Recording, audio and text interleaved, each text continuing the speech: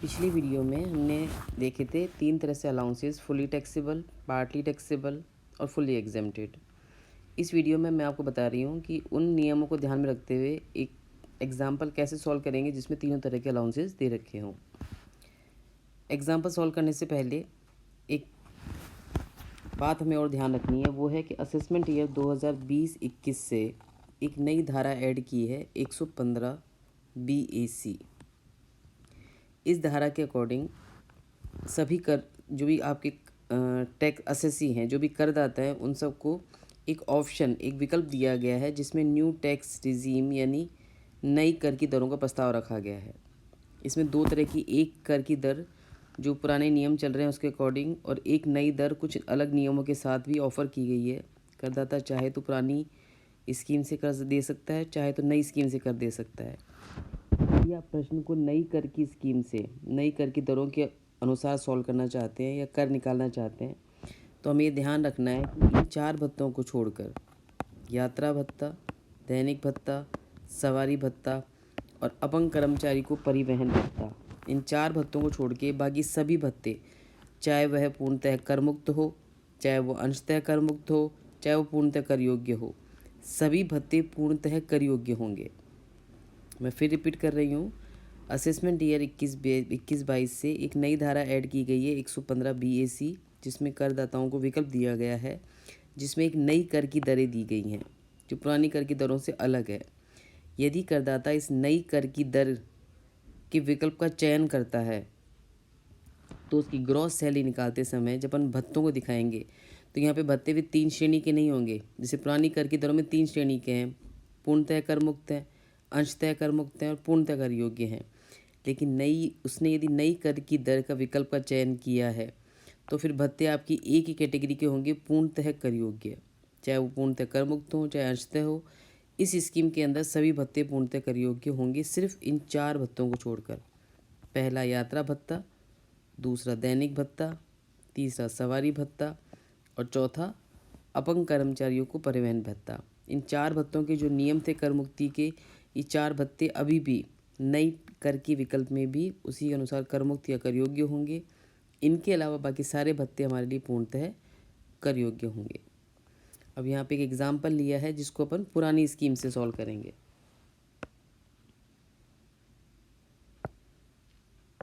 तो जैसे यहाँ पर एक एग्जाम्पल है, श्री सचिन एक यातायात कंपनी के निरीक्षक है, मतलब ट्रांसपोर्ट कंपनी में काम करते हैं। उन्हें 9,000 रुपये प्रति माह वेतन मिलता है। 1,800 प्रति माह महंगाई भत्ता, महंगाई भत्ता हमारा पूर्णतः कर योग्य है, पूरा शामिल किया जाएगा। 250 रुपये मनोरंजन भत्ता, ये एक बार तो पूर्णतः कर योग्य, हमें पूरा शामिल करना है, बाद में हम इसे डिडक्शन देंगे। 1500 प्रति माह मकान किराया भत्ता, इसके नियम जैसे है उसके अकॉर्डिंग सॉल्व करेंगे। 40 रुपये प्रति माह नगर क्षतिपूर्ति भत्ता, पूर्णतः कर योग्य है। 200 प्रति माह चिकित्सा भत्ता, ये भी पूर्णतः कर योग्य में। 150 प्रति माह एक माह बच्चे के लिए शिक्षा का भत्ता, ये अंशतः कर योग्य है। 100 रुपये प्रति माह परियोजना भत्ता, पूर्णतः कर योग्य है। 3,600 प्रति माह यातायात कार्य भत्ता, ये भी अपना अंशतः कर योग्य है। उन्होंने गत वर्ष में आगंतुकों के सत्कार पे 900 व्यय किए, इसका हमें कोई भी काम में नहीं लेना है, किसका किसी से कोई संबंध नहीं है। वो अपने स्वयं के निवास के लिए मकान का किराया 1,000 प्रति माह देते हैं, ये हमारा HRA निकालने के काम में आएगा। उनका एक बच्चा स्कूल में पढ़ता है, ये चिल्ड्रन एजुकेशन अलाउंस के लिए काम में आएगा। और उनकी स्वयं की चिकित्सा पे 800 व्यय किए, इससे हमें कोई मतलब नहीं है। चिकित्सा भत्ता पूर्णतः कर योग्य होता है। आपने कितना पैसा खर्चा किया, सब कोई भी आप यहाँ पे समायोजन नहीं करना है। तो सबसे पहले यहाँ पर आ जाएगी, एक तो हम क्वेश्चन के टॉप पे लिखेंगे स्टेटमेंट ऑफ जो भी आपको निकालना है। जैसे यहाँ पे आपको ग्रॉस इनकम फ्रॉम सैलरी निकालनी है, तो जो भी आपको निकालना है उसका नाम आ जाएगा। नीचे आ जाएगा फॉर द असेसमेंट ईयर 2023-24। इसमें सबसे पहले आ जाएगी हमारी बेसिक सैलरी जो है 9,000 पर मंथ, तो साल भर की हो जाएगी ये 1,08,000 रुपीज़। उसके बाद नेक्स्ट है 1,800 प्रति माह महंगाई भत्ता, DNS अलाउंस, ये पूर्णतः कर योग्य होता है। इसकी संपूर्ण राशि आपको शामिल करनी है, ये आ जाएगी हमारी 21,600। मनोरंजन भत्ता पहले पूरे इनकम में जोड़ के दिखाते हैं, बाद में नेट सैलरी निकालते समय आप एज ए कटौती लेस करेंगे यदि सरकारी कर्मचारी होगा तो। यहाँ पर एक तो ये सरकारी कर्मचारी नहीं है और पूरा एक बार हमें ऐड करना है ग्रॉस सैलरी के लिए, तो ये पूरी पूरी राशि आ जाएगी 250 इंटू 12, 3,000 रुपये। उसके बाद है अपना 500 रुपये प्रतिमाह मकान किराया भत्ता, हाउस रेंट अलाउंस। ये हमें मिलता है 500 रुपये प्रतिमाह यानी 6,000। इसको आप इनर कॉलम में लिखेंगे क्योंकि इसमें से नियम अनुसार कुछ राशि आपकी एग्जेम्प्ट होगी, क्योंकि ये अपना अंशतः कर योग्य भत्ता है, बाकी राशि हमारी हो जाएगी कर योग्य। अभी इसको मैं छोड़ देती हूँ, अलग बाद में सॉल्व करेंगे अपन वर्किंग नोट में। इसके बाद उसमें क्या रखा है 40 प्रतिमाह नगर क्षतिपूर्ति भत्ता, सिटी कंपनसेटरी अलाउंस। ये भी पूर्णतः कर योग्य है, पूरा पूरा आ जाएगा आपका इनकम फ्रॉम सैलरी में। उसके बाद है 150 रुपये प्रति माह, 200 प्रति माह चिकित्सा भत्ता, मेडिकल अलाउंस भी फुली टैक्सेबल है, ये भी पूरा पूरा आ जाएगा हमारा 2,400 रुपये। उसके बाद आ जाएगा चिल्ड्रन एजुकेशन अलाउंस, ये मिल रहा है हमको 100 रुपये प्रति माह एक बच्चे के लिए, यानी 150 इंटू 12 इंटू एक महीने का 150 है, साल भर का हो जाएगा इंटू 12, एक बच्चे के लिए तो इंटू कर देंगे अपन 1, तो ये अपना हो जाएगा 1800। बच्चा स्कूल में पढ़ता है, इसमें से लेस कर देंगे हम एग्जेम्पशन। चिल्ड्रन एजुकेशन एग्जेम्पशन अपना होता है 100 रुपये प्रति माह प्रति बच्चा, तो 100 इंटू 12 इंटू 1 इसमें कर मुक्त हो जाएगा, बाकी राशि आपकी कर योग्य है। यहाँ पे दिखा देंगे जो राशि आपने वास्तव में प्राप्त की है। इस राशि में 100 रुपये तक, एक बच्चा है तो 100 रुपये, 2 बच्चे हैं तो 200 रुपये तक कर मुक्त है। 200 इंटू 12, यदि 2 बच्चे हैं तो 100 इंटू 12, यदि एक बच्चा है तो अपन लेस कर देंगे, बाकी आपका कर योग्य है।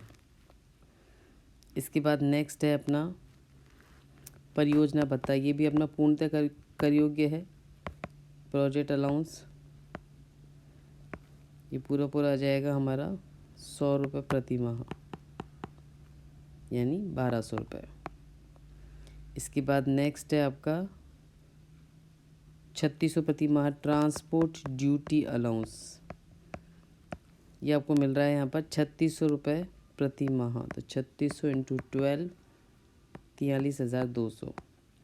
यदि कोई कर्मचारी यातायात कंपनी में काम करता है और उसको वहाँ से ट्रांसपोर्ट ड्यूटी अलाउंस मिलता है, तो उसमें हमारा नियम था, उसको अपन वर्किंग नोट सॉल्व करें तो वर्किंग नोट सॉल्व कर सकते हैं अपन। यहाँ पे ट्रांसपोर्ट ड्यूटी अलाउंस का नियम होता है प्राप्त भत्ते का 70% या 10,000 पर मंथ, जो भी कम हो।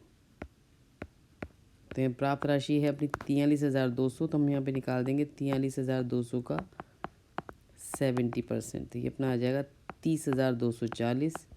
ये आ रहा है अपना 1,20,000, यही राशि कम होगी तो ये अपने को मिल जाएगी कर मुक्ति 30,240 रुपये की, लेस एग्जेम्पशन। बाकी राशि आपकी आ जाएगी आउटर कॉलम में, कर योग्य 12,960 रुपये। इस पॉइंट को मैं फिर रिपीट कर रही हूँ, यदि कोई कर्मचारी ट्रांसपोर्ट कंपनी में काम करता है, उसे यदि ट्रांसपोर्ट ड्यूटी अलाउंस मिलता है तो प्राप्त राशि का 70% या 10,000 पर मंथ, जो भी कम हो वो हमारा कर मुक्त होगा, शेष राशि हमारी कर योग्य होगी। इसके बाद नेक्स्ट है हमारा 100 रुपये प्रति माह हमने मकान का किराया चुका है। इस मनोरंजन आज का सत्कार भत्ते का हमें सत्कार की राशि कुछ नहीं करना है, क्योंकि ये पर पूर्णतः कर योग्य होता है। ये काम आ जाएगा हमारा वर्किंग नोट सेकंड में, ये हमारा वर्किंग नोट बनाते हैं, वर्किंग नोट सेकंड हो जाएगा हमारा HRA के लिए। चूँकि किराए के मकान में रहता है तो हम 3 राशि सॉल्व करेंगे। पहला भत्ते की वास्तविक प्राप्त राशि जो यहाँ पर थी हमारी 500 इंटू 12 यानी 6,000 रुपये। सेकेंड था चुकाया गया किराया, rent paid minus 10% of salary, और ये रहता है मुंबई में तो यहाँ पे आ जाएगा 50% ऑफ सैलरी। 3 पॉइंट सॉल्व करेंगे। भत्ते की वास्तविक प्राप्त राशि, चुकाया गया किराया माइनस सैलरी का 10%, और दिल्ली बम्बई कलकत्ता मद्रास मेट्रो सिटीज़ में है तो 50%, नहीं तो 40% ऑफ सैलरी। अब सैलरी में क्या क्या आएगा, सैलरी में आ जाएगी basic salary plus commission on sales यदि प्रश्न में है तो, प्लस DA कंडीशनल। DA सेवा शर्तों अनुसार है तो आएगा, नहीं तो नहीं आएगा। तो यहाँ पे ऐसा कुछ भी लिखा हुआ नहीं है एग्जाम्पल में कि सेवा शर्तों अनुसार है या नहीं है, तो मान के चलेंगे कि DA हमारा सेवा अनुसार नहीं है तो यहाँ पे DA शामिल नहीं होगा, सिर्फ बेसिक सैलरी आ जाएगी 1,08,000 रुपये। तो किराया चुकाया यहाँ पे अपन ने 1,000 पर मंथ, तो 1,000 इंटू 12 किराया हमने चुकाया 12,000 माइनस 10% ऑफ 1,08,000, ये अपना आ जाएगा 1,200 रुपये।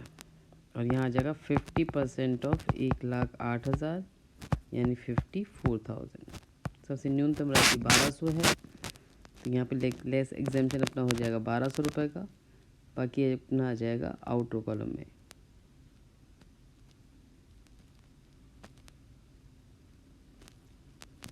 HRA हमारा 1,500 पर मंथ है, यानी ये आ जाएगा हमारा 18,000।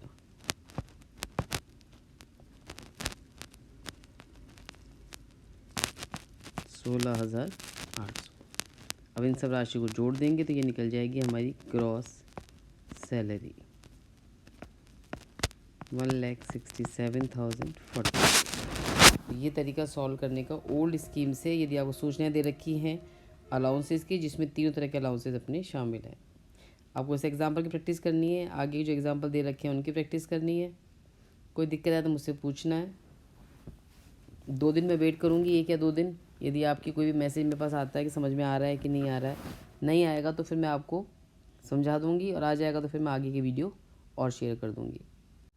इस वीडियो में एक बात बताने से रह गई थी, यदि इस एग्जाम्पल के अंदर करदाता नई टैक्स रिजीम के ऑप्शन को, विकल्प को चुनता है, तो उस स्थिति में हमें कोई भी वर्किंग नोट बनाने की आवश्यकता नहीं है। उस स्थिति में आपकी जो राशि आएगी वो सभी कर योग्य हो जाएगी, यानी बेसिक सैलरी आ जाएगी पूरी 9,000 रुपये, DA आएगा पूरा 1,800 रुपये, मनोरंजन भत्ता आ जाएगा अपना 3,000 रुपये, मकान किराया भत्ता अपना आ जाएगा पूरा 18,000 रुपये, यह आ जाएगा अपना 480 रुपये, चिकित्सा भत्ता आ जाएगा अपना 2,400, ये अपना आ जाएगा चिल्ड्रन एजुकेशन अलाउंस अपना आ जाएगा 1,800 रुपये, परियोजना भत्ता 1,200 रुपये, यातायात संचालन भत्ता 43,200 रुपये। ये सभी राशि पूर्णतः कर योग्य होगी और इन सबको जोड़ने से निकल जाएगी हमारी ग्रॉस सैलरी। यानी पुरानी स्कीम को ऑप्ट करता है तब तो आपको इस तरीके से नियमों को पालना सॉल्व करना है। यदि नई टैक्स स्कीम से करता है तो फिर सभी राशि अपनी पूर्णतः कर योग्य हो।